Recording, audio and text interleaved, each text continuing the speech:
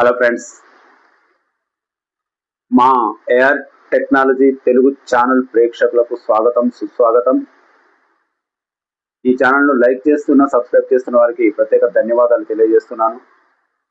Friends, ఈరోజు ఈ వీడియోలో సబ్మెర్సిబుల్ మోటార్ గురించి స్టెప్ బై స్టెప్ చూపించాను.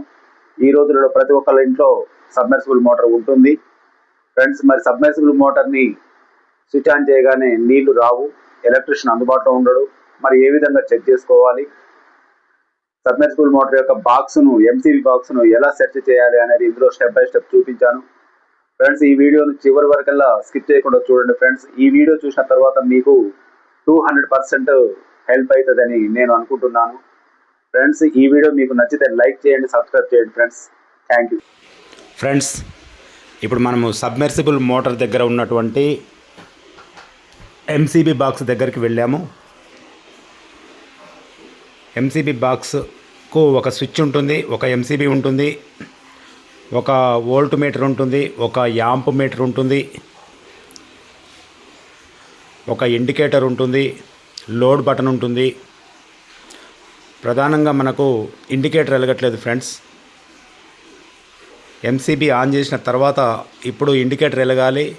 ఇక్కడ యాంప్ మీటర్లో ఉన్నటువంటి ఈ ముళ్ళు కొంచెం పైకి లేవాలి, 1 పాయింట్ 2 పాయింట్లు పైకి లేవాలి. అప్పుడు మాత్రమే మోటార్ రన్నింగ్ అవుతున్నట్టు లెక్క. ఫ్రెండ్స్, ఇప్పుడు ఇందులో కరెంటు ఉన్నదా లేదా మనం చెక్ చేసుకోవాలి. స్విచ్ దగ్గరికి సప్లై రావట్లేదు, అంటే టెస్టర్ వెలగట్లేదు. ఇది ఎలక్ట్రీషియన్స్ కొరకేనండి, మిగిలిన వాళ్ళకు ఎడ్యుకేషన్ పర్పస్ మాత్రమే ఇస్తున్నాము.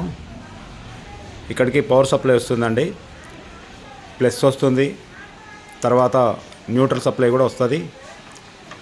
ఎంసీబీకి కింది భాగంలో కూడా సప్లై వస్తుంది.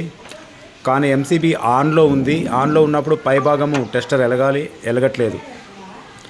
అంటే ఇక్కడ ఏమర్థమవుతుందంటే ఎంసీబీ ఫెయిల్యూర్ ఉన్నది అనేది అర్థమవుతుంది.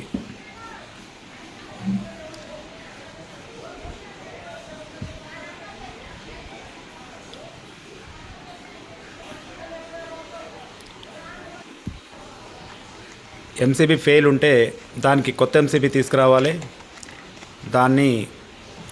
పాతదాన్ని రిమూవ్ చేసి కొత్తదాన్ని ఫిట్ చేయాలి.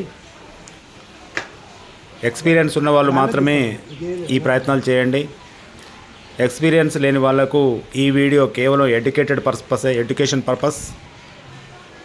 మీ అంతటా మీరు మిమ్మల్ని చేయమని నేను రికమెండ్ చేయట్లేదు.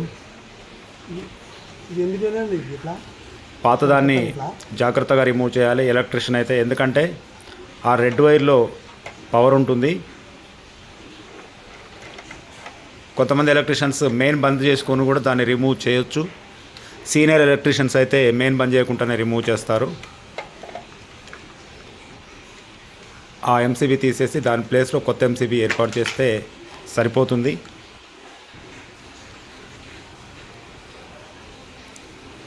జాగ్రత్తగా గమనించండి ఫ్రెండ్స్, ఇది 200% మీకు హెల్ప్ అవుతుందని నేను అనుకుంటున్నాను.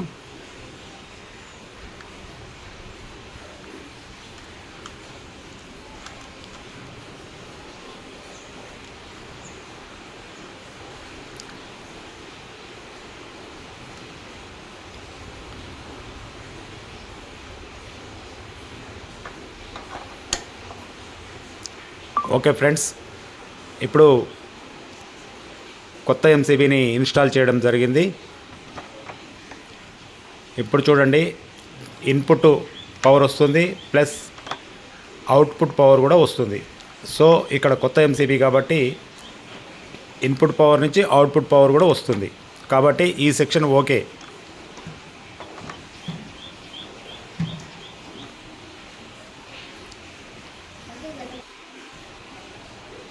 ఇప్పుడు ఆన్ చేయాలి ఫ్రెండ్ ఎంసీబీ. ఆ తర్వాత స్విచ్ ఆన్ చేయండి. చూడండి, ఇక్కడ స్విచ్ ఆన్ చేయగానే ఎంసీబీలో ఉన్నటువంటి ముళ్ళు 1 or 2 పాయింట్స్ పైకి అప్ అయింది. ఇప్పుడు మోటార్ నడుస్తున్నది అని మనము నిర్ధారణకు రావచ్చు.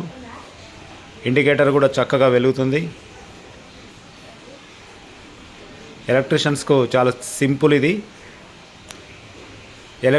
ఎలక్ట్రీషియన్స్ కాని వాళ్ళకు మాత్రం ఇది dedicated purpose. Thank you friends.